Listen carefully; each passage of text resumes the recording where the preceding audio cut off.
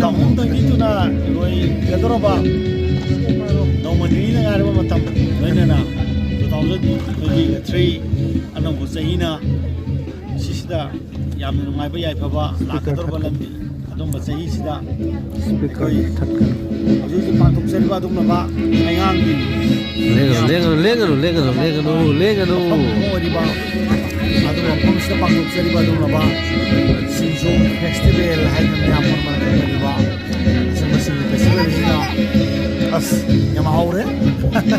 ꯉꯁꯤꯗꯤ ꯅꯣꯡ ꯐꯥꯗꯣꯛ ꯃꯐꯝ ꯑꯁꯤꯗ ꯑꯩꯅ ꯉꯥꯏꯍꯥꯛ ꯀꯣꯏꯊꯣꯛꯆꯔꯛꯄꯗ ꯏꯆꯦꯃꯂꯥ ꯍꯥꯏꯅ ꯃꯈꯣꯟꯖꯕ ꯏꯆꯦꯃꯂꯥ ꯏꯃꯥꯝ ꯃꯥꯒꯤ ꯑꯗꯨꯒꯨꯝꯂꯕ ꯁꯨꯝꯕ ꯃꯥꯒꯤ ꯁ꯭ꯇꯣꯜ ꯍꯥꯏꯖꯕ ꯇꯥꯔꯦ ꯁ꯭ꯇꯣꯜꯁꯤꯗ ꯆꯥ ꯊꯛꯆꯕ ꯁꯤꯡꯖꯨ ꯕꯣꯔꯥ ꯀꯥꯡꯍꯧ ꯏꯟꯗꯤꯖꯤꯅꯁ ꯑꯣꯏꯕ ꯃꯌꯥꯝꯁꯤꯡ ꯁꯤꯡꯖꯨ ꯐꯦꯁꯇꯤꯚꯦꯜꯒꯤ ꯃꯅꯨꯡꯗ ꯃꯥꯅ ꯊꯝꯖꯔꯤꯕ ꯏꯟꯗꯤꯖꯤꯅꯁ ꯑꯣꯏꯔꯕ ꯑꯗꯨꯒꯨꯝꯂꯕ ꯃꯌꯥꯝꯁꯤꯡ ꯆꯥꯕꯗ ꯑꯗꯨꯝꯅ ꯇꯦꯁꯇꯤ ꯃꯍꯥꯎ ꯂꯩꯈ꯭ꯔꯦ ꯂꯣꯏꯅꯅ ꯑꯗꯨꯒꯤ ꯃꯊꯛꯇ ꯃꯈꯜ ꯀꯌꯥꯒꯤ ꯄꯤꯀꯜꯁ ꯃꯌꯥꯝꯁꯤꯡ ꯊꯝꯃꯤ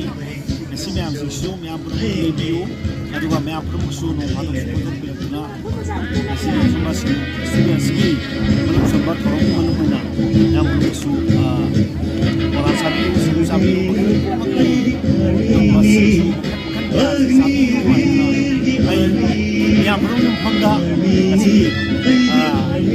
ꯑꯗꯨꯒꯨꯝꯕ ꯁꯤꯡꯖꯨ ꯐꯦꯁꯇꯤꯚꯦꯜ 2022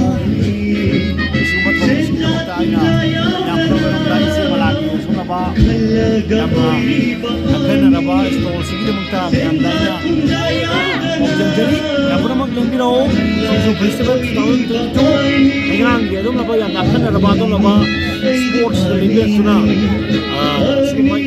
ꯄꯥꯡꯊꯣꯛꯆꯔꯤꯕ ꯑꯗꯨꯒꯨꯝꯂꯕ ꯁꯤꯡꯖꯨ ꯐꯦꯁꯇꯤꯚꯦꯜ 2022 ꯃꯌꯥꯝ ꯁꯔꯨꯛ ꯌꯥꯕꯤꯌꯨ ꯂꯣꯏꯅꯅ ꯁꯔꯨꯛ ꯌꯥꯕꯤꯕꯒ ꯂꯣꯏꯅꯅ ꯏꯆꯦ ꯃꯂꯥꯂꯥ